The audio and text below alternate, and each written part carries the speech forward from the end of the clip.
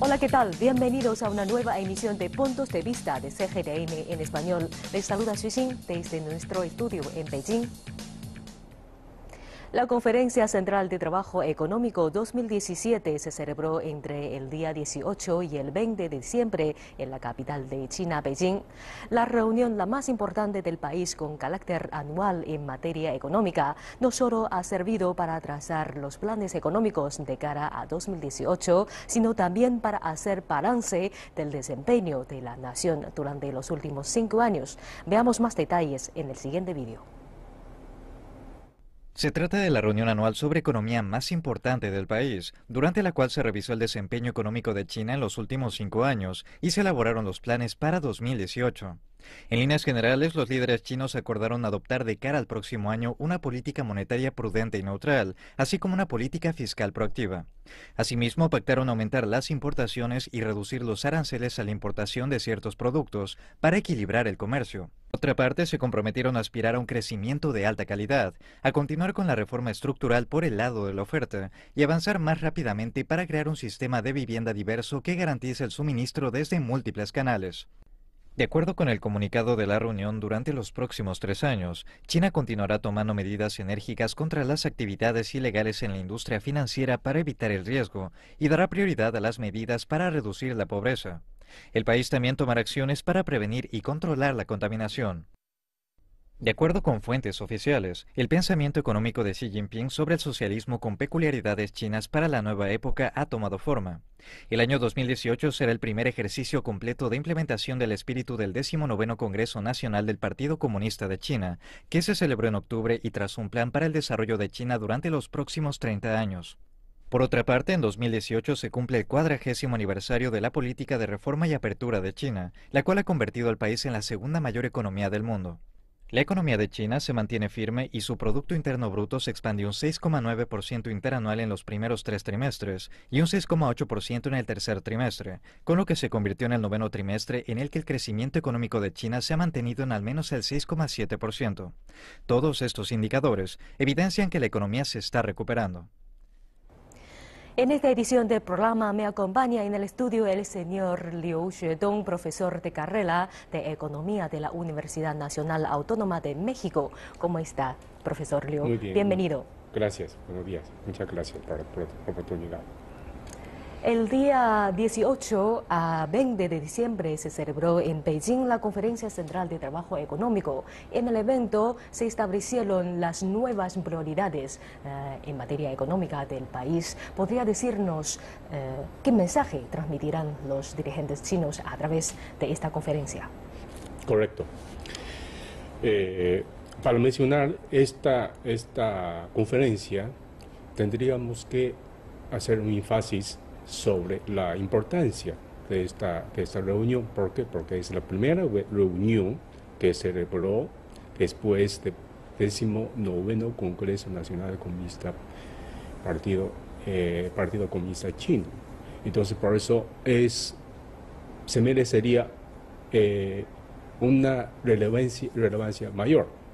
Bien, concretamente en esta reunión se plantearon, desde mi punto de vista, algunos puntos muy importantes relacionados con el crecimiento económico. En primer lugar, en esta reunión se planteó que el crecimiento económico, obviamente, ya no se puede seguir con el esquema anterior que se ha llevado hasta ahorita. Es decir, el crecimiento económico ya no puede basarse solamente en el consumo masivo de recursos naturales y materias primas. De esa manera, entonces el crecimiento económico debería basarse en el futuro, a largo plazo, para que sea sustentable y a largo plazo, y dependiendo de progreso tecnológico y innovaciones. En segundo lugar, para mí también es importante mencionar que el crecimiento económico ya no se puede seguir con una tasa de 2 dígitos de crecimiento. Es decir, una tasa de crecimiento entre 6.5 a 7% ya es una realidad y además alcanzable y sustentable a largo plazo. Y finalmente, a mí me parece que un crecimiento económico de mejor calidad es adecuado para todo, es decir, sin exclusiones para toda población y todas las regiones. Son básicamente, desde mi punto de vista, algunos puntos relevantes de esta reunión. Profesor Liu, en la conferencia se ha presentado el pensamiento económico del socialismo con peculiaridades chinas del presidente Xi Jinping. Digamos que es una directriz formada en la práctica que hace énfasis en un nuevo concepto de desarrollo. ¿Cuál es su análisis al respecto? Correcto. En este aspecto, cabemos recordarnos que la tarea principal para una economía socialista era lograr un equilibrio más bien entre la demanda creciente de los productos, tanto materiales como culturales. Es por un lado de la demanda. Por lado de oferta, ya sabemos, la economía anteriormente, es decir, más de 50, 60 años, lo que hemos sufrido es la escasez de productos y mercancías. Entonces, la tarea principal planteado en el sexto o séptimo congreso, no me acuerdo muy bien, en 1956, era justamente lograr un equilibrio entre el creciente demanda de productos y culturales y la escasez de oferta. Bien, acabo de terminar el 19º congreso.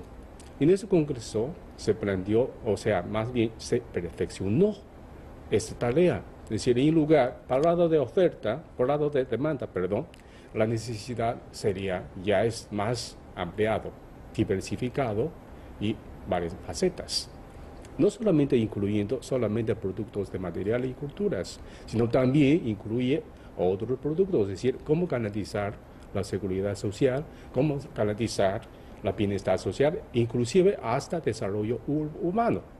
Es decir, tendría que enfatizar en otros aspectos, no solamente en materias y culturas, sino también en otros aspectos tales como recreaciones, deportes, desarrollo humano, etcétera, etcétera, ¿no? Entonces, por lado de demanda, por lado de oferta, ¿cuáles son las modificaciones? Por lado de oferta, ya lo sabemos que China ya es una economía de número 2 a nivel mundial.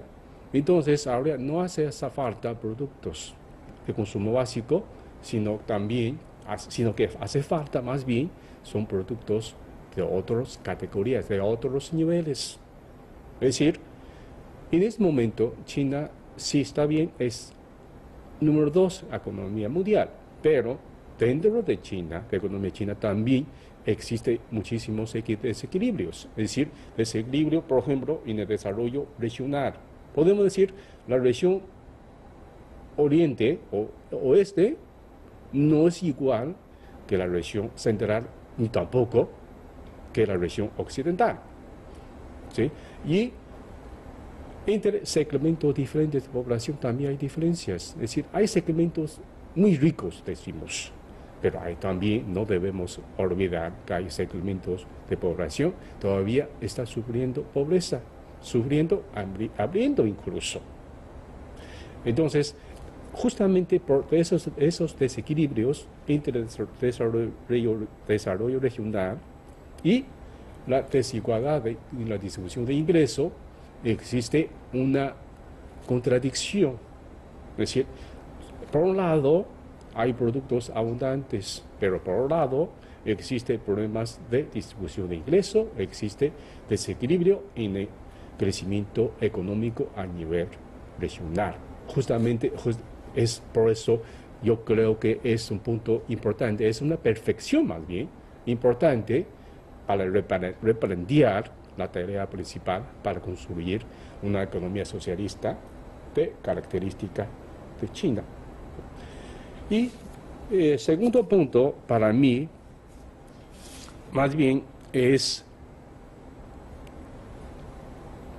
de 2020 a 2050 se detalló más cómo vamos a hacer. Es decir, de ese rango de 30 años se planteó 2 pasos o 2 etapas de crecimiento económico. Es decir, Para la primera etapa de 2020 a 2035, la tarea, más bien, es construir un país, como decimos, moderno.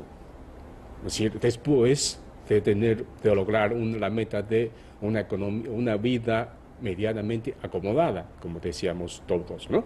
Entonces, para 2030, la meta es lograr China que sea un país moderno. Y finalmente, para 2050, cuando se celebró el primer centenario de la fundación de Nueva China, de esa manera para ubicar a China en uno de los países más prósperos y más ricos a nivel mundial. Bueno, para mí, esos son los dos puntos muy importantes derivados de del 19º Congreso Nacional del Partido Comunista China. Profesor Liu, usted ha mencionado desde el principio, China ha seguido con un desarrollo sustentable. En 2011 se introdujo un principio muy importante, el de conseguir un crecimiento económico basado en la estabilidad. Y este nuevo concepto ha sido una orientación para el desarrollo de la economía china durante los últimos 8 años.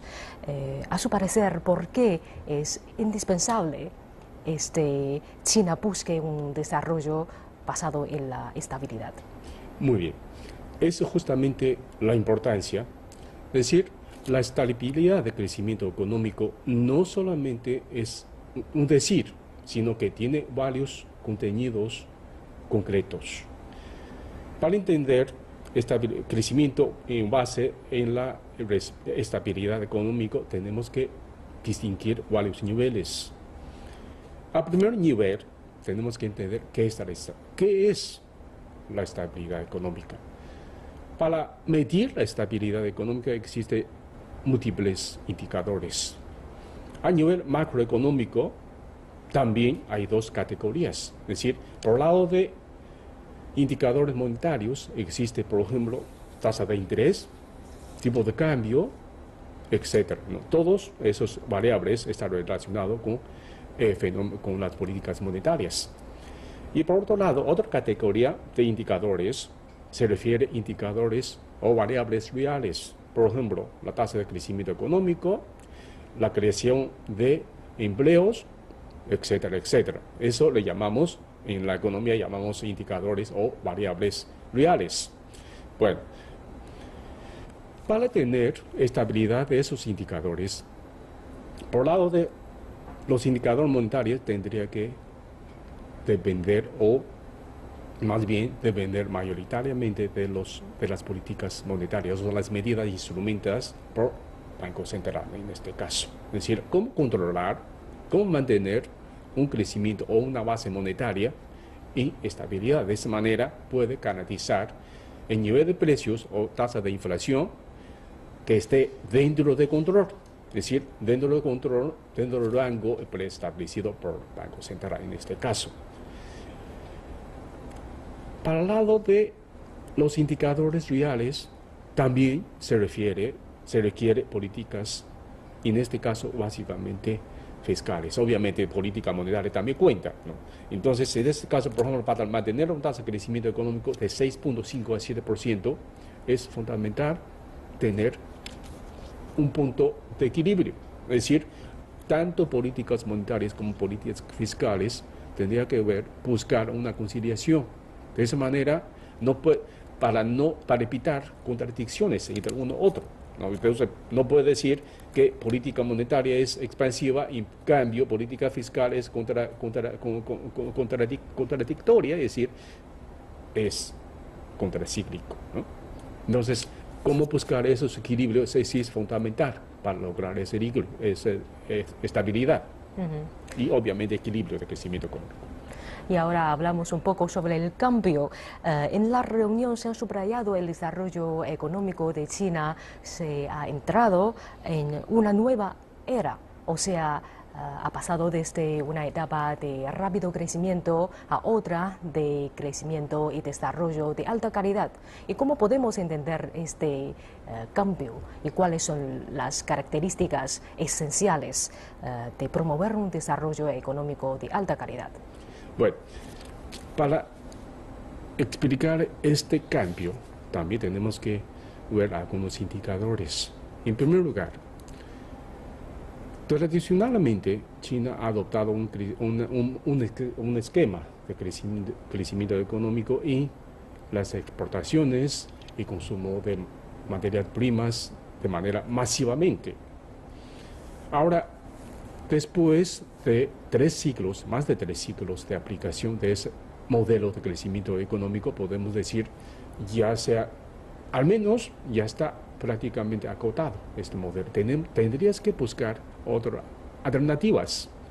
Alternativa obvia también es difícil de lograr, es transformar la economía china en una economía moderna. Es decir, los sectores altamente contaminantes y con menor valor agregado, tendrías que reducir su crecimiento o inclusive reducir las capacidades instaladas excesivamente. Y otros sectores que hace falta su crecimiento, obviamente no es fácil de lograr, por ejemplo, la industria informática, con alto nivel, con alto contenido tecnológico y alto valor agregado. Entonces, eso justamente tendría que fomentar, tendría que promoverse para lograr un desarrollo vigoroso de esos sectores económicos o esas ramas productivas. Ahora, yo me acuerdo en la reunión anterior se planteó para 2016-2017 concretamente. Quizá en ese punto voy a ocupar un poquito más tiempo y más espacio para explicar. En ese momento se planteó varias tareas. Es decir, en primer lugar, tendría que reducir las capacidades excesivamente instaladas en los sectores, hay sectores concretos, sectores altamente contaminantes, y los sectores con menor valor agregado. Es decir, pues podemos tener algunos ejemplos. Por ejemplo, sector siderúrgica. Es un sector, a nivel mundial, se encuentra exceso de producción. Entonces, nuestro país ha instalado muchísimas producciones o muchas capacidades en ese aspecto. Entonces, ahorita tendríamos que buscar la manera de reducir esas capacidades o eliminar, incluso erradicarlo. ¿Por qué? Porque es un sector altamente contaminante y además el valor agregado se ha producido es mínimo. Y otro sector, por ejemplo, sector cemento, es lo mismo que el sector siderúrgica. Y otro, quizá vale mayor importancia, es sector de producción de carbón mineral. Sabemos que el carbón mineral tradicionalmente es una fuente importante, principal más bien, de generar energía en nuestro país. Es decir, no solamente en la generación eléctrica, y también, sobre todo en invierno, cuando llega invierno, casi todo el mundo utiliza ese insumo para generar, más bien proporcionar calefacciones, ¿no? Sin embargo, ese sector carbón mineral, todo el mundo sabemos, es un insumo altamente contaminante. Entonces, por eso esos 3 sectores, como ejemplo, podemos decir, tenemos que reducir sus capacidades de producción. Coincidiendo con lo que dijo usted, en esta conferencia también se mencionaron 3 grandes retos que China debe superar en los próximos 3 años, que son, tengo aquí, prevenir y enfrentar a los riesgos, especialmente los financieros, combatir la pobreza de forma focalizada y reducir la contaminación ambiental en todos los aspectos de forma integral. En su opinión, ¿por qué se han destacado estos 3 obstáculos? ¿Cree que el país podría alcanzar estos objetivos? Bueno, esos 3 tareas planteados obviamente tendría que tiene que relacionarse con las tareas anteriores, es decir, con las tareas anteriores prácticamente se ha realizado. Sin embargo, en el aspecto de combatir o encarar los riesgos financieros, todavía es un tema latente. ¿Qué quiere decir esto? Quiere decir, a nivel mundial, esos riesgos financieros no se han excedido, sobre todo ante la inminente normalización de políticas monetarias de la Reserva Federal, es decir, para los próximos años seguramente va a haber aumentos de su tasa de interés, va a haber reducción en su balance de deudas, y otro factor muy importante es con la promulgación reciente de la reforma fiscal de Estados Unidos también ha traído riesgos adicionales. Entonces, por eso ese combate al riesgo financiero es importante, y en este punto, en esta reunión se planteó de nuevo como una de las tareas principales. En el segundo aspecto, combatir la pobreza de forma focalizada. Es decir, combatir pobreza no es una cuestión fácil. Tendría que, sobre todo cuando China ya superó de mayor magnitud la pobreza que existe. Sin embargo, podemos decir, cuando hablamos de la pobreza, tendríamos que distinguir dos tipos de pobrezas: pobreza absoluta y la pobreza relativa.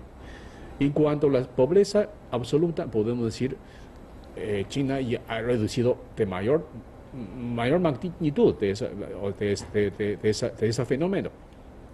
Sin embargo, podemos decir, la pobreza relativa siempre ha existido, siempre va a existir. Entonces, por eso es una tarea permanente para el futuro, y también es importante, por eso sí se mencionó en esta ocasión de la reunión de trabajos. Finalmente, para combatir la población, combatir la contaminación ambiental. En ese aspecto, no solamente es una tarea china, sino también es una tarea a nivel mundial. Es decir, tenemos que buscar la manera cooperativa con otros países del mundo para reducir el mismo fenómeno y el mismo problema. En cuanto a las relaciones económicas de China con el exterior, en esta reunión también han mencionado construir una nueva estructura de apertura económica y global. Será una tarea prioritaria para China que desde el año que viene, y el país ha sostenido una política de apertura promoviendo, por ejemplo, la iniciativa de la Franja y la Ruta. ¿Cómo evalúa usted la contribución de China para la economía mundial? Bien. En esta reunión de trabajo, todo lo que hemos mencionado, comentado, son puntos relacionados al interior de China, pero también hay que rescatar que hay otro punto importante, es decir, cómo llevar a cabo la apertura económica de China con el resto del mundo. En ese aspecto, sabemos que China ha hecho pasos importantes. En primer lugar, por ejemplo, la construcción de ese banco de inversión en infraestructura en Asia. Y otra iniciativa se llama, como mencionaba usted, es una ruta de una franja.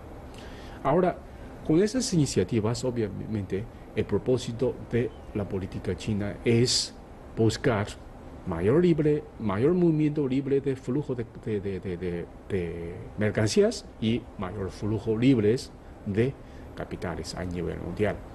¿Sí? Ahora, concretamente podemos decir, yo me gustaría mencionar algunas cifras. En primer lugar, durante los últimos 10 años, tengo una cifra aquí oficial, de 2013 a 2016, es decir, 6 años, China ha contribuido de manera importante al crecimiento económico a nivel mundial, es decir, con una participación de 30%. Es decir, ¿qué quiere decir esto? Quiere decir un punto de crecimiento a nivel mundial, 0.3 puntos porcentuales, viene de China. O sea, quiere decir, es la contribución de China. Y otra cifra, también me gustaría mencionar, es la cooperación económica que se ha sostenido entre China y los países de la región América Latina y Caribe. Según las cifras de 2001 a 2016, las inversiones que se han realizado en China y en esos países, esas regiones, ha ascendido con un monto de más superior a 100.000 millones de dólares. Obviamente, ese 100.000 millones de dólares va incluido, por ejemplo, la construcción de infraestructura y sectores productivos.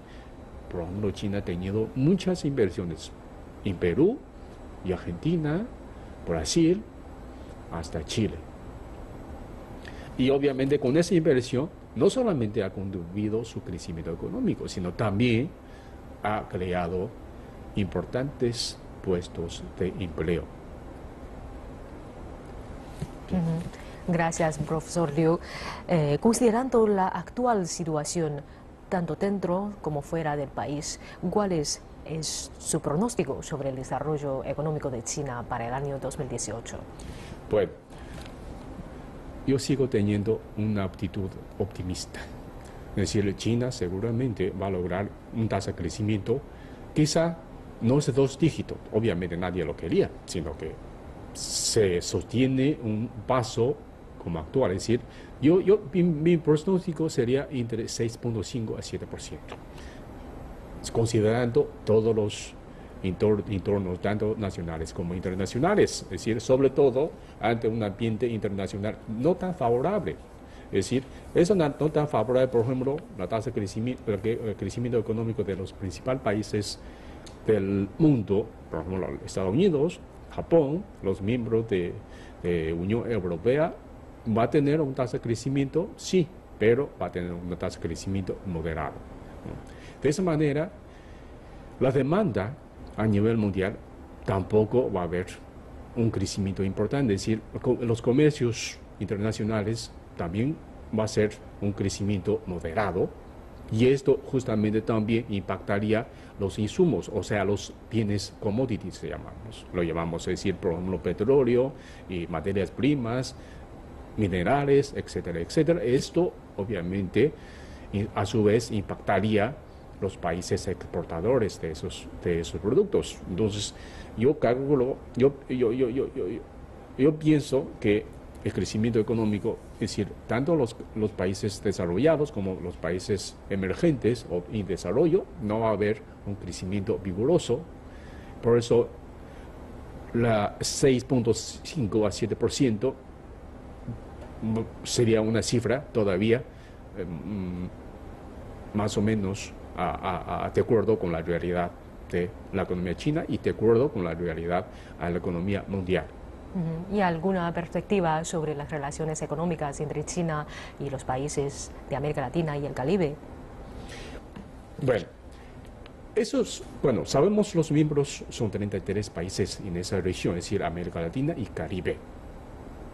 China ha tenido cooperaciones importantes con esos miembros de ese continente. Para ese continente, China ha tenido importantes intercambios comerciales y, por su lado, durante los últimos 10 años, esa relación se ha ampliado a inversiones. Yo creo que esos dos ángulos o dos vertientes seguirían el mismo camino. Es decir, ambos va a haber crecimientos importantes. Gracias, profesor Liu, por su análisis y gracias por estar con nosotros. Como el tiempo es limitado, ya está dado para esta edición. Así concluimos esta emisión de Puntos de Vista de CGTN en Español. Síganos en nuestras cuentas oficiales de CGTN en Español en las redes sociales. Gracias por acompañarnos. Nos vemos en la próxima edición.